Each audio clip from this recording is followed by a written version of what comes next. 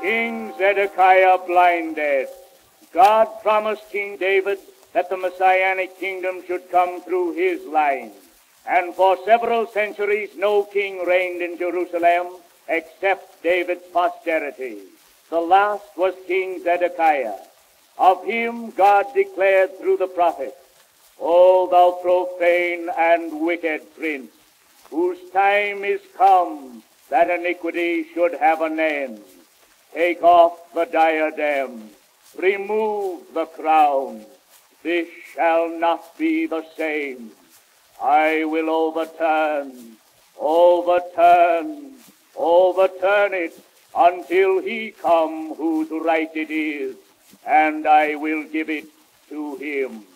This was another way of saying that there would be no more kings of David's line until Messiah. This has been fulfilled during the long period of 2,518 years, from then until now. All later kings were tributary and none of David's line. When God took his kingdom from Zedekiah, he told him through one of the prophets that he would be carried prisoner by Nebuchadnezzar to Babylon, and by another prophet that he would never see Babylon. Both prophecies came true, for Nebuchadnezzar caused his eyes to be put out when a prisoner, and in that condition he went to Babylon. But God's promise to David, of the fruit of thy loins shall a king sit upon thy throne forever, was not broken. The message to Zedekiah merely indicates that the throne ceased to be recognized of the Lord, and would thus remain until Messiah's kingdom. But the first advent of Jesus did not fulfill this prophecy, for although Jesus is the Messiah, he has not yet entered upon his kingly office. Jesus began his service as a priest. He offered up himself. His offering continues these 1900 years. Since Pentecost, he has been accepting and offering as his members such as present their bodies living sacrifices. These joint sacrifices are promised as members of the body of Christ a share in the messianic reign of 1,000 years for the blessing of Israel and the whole world. Jerusalem desolated 70 years. Nebuchadnezzar, after blinding King Zedekiah, deported him and the people to Babylonia and utterly destroyed Jerusalem and its temple with fire. The Bible says that the city lay desolate for 70 years. Those 70 years of desolation of Jerusalem are scripturally declared to have been a punishment upon the Israelites for not properly keeping their Jubilee years, which God had appointed them. Every 50th year was to be a Jubilee year, when all debts expired and all property was to be returned to its original owner, typifying the coming times of restitution. But the Israelites, like all other peoples, were selfish.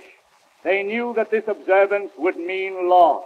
Hence they kept these Jubilee Sabbaths very imperfectly for a while and gradually discontinued them. God explains that the 70 years desolation following the taking of the Israelites into captivity was a substitute for the whole number of Jubilee years. This, we read, was to fulfill the word of the Lord by the mouth of Jeremiah, until the land had enjoyed her Sabbath.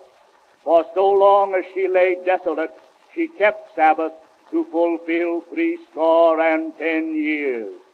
Bible students reason that if the entire number of Jubilees was to be 70, and if the Jubilee cycles were 49 years each, then 70 cycles from the time the Jubilees were instituted would mark the beginning of the antitypical Jubilee, the times of restitution. This they reckon somewhere about the year A.D. 1874. Many hold that we are living in the time when the antitypical Jubilee is being inaugurated. Mankind will return gradually to all their rights and privileges for 1,000 years. The present social unrest is incidental to the great change. We are living in the beginning of the new era. Growing intelligence is bringing emancipation, and shortly the Messianic kingdom will multiply the blessing and wipe out the curse.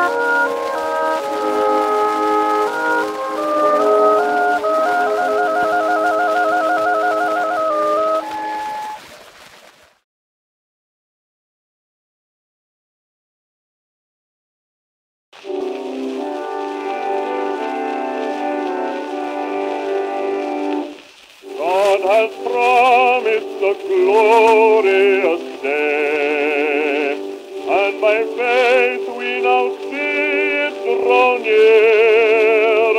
Our Redeemer has opened the way, and soon will its glory appear.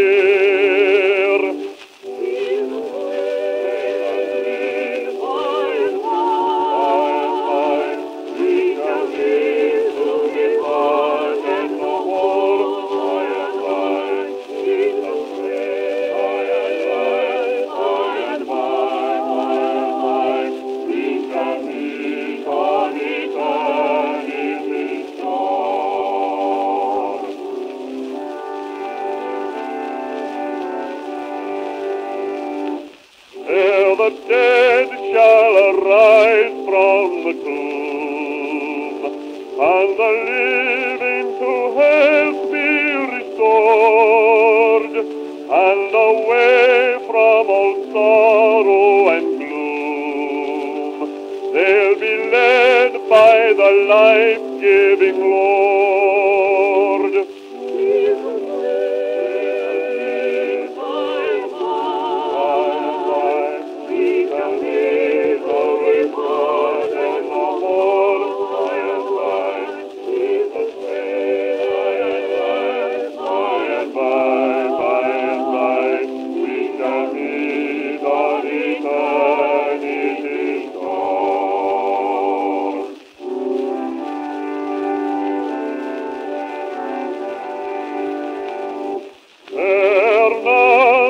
Shall hurt nor offend in God's kingdom of glory and peace.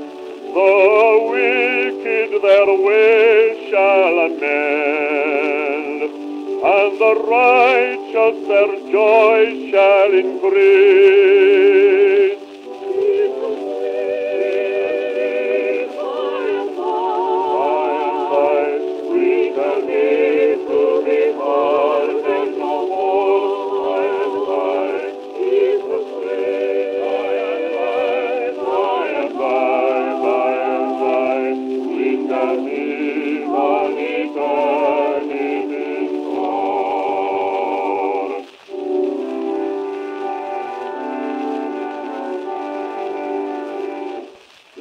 God's hand shall all tears wipe away, till the joy of His favor restore, and the light of that glorious day will bring life, joy, and peace evermore.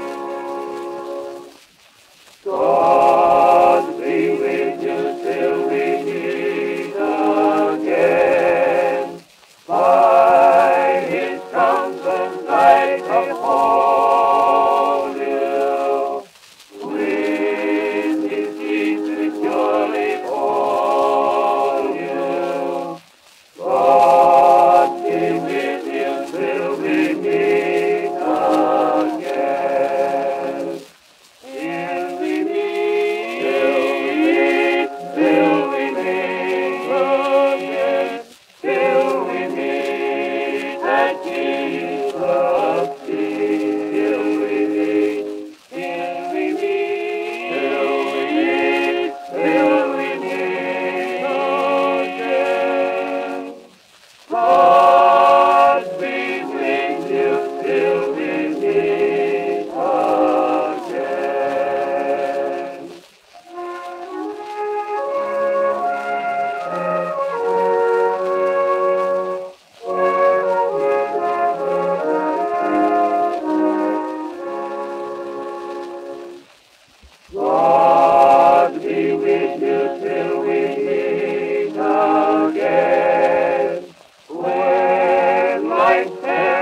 perfect combine.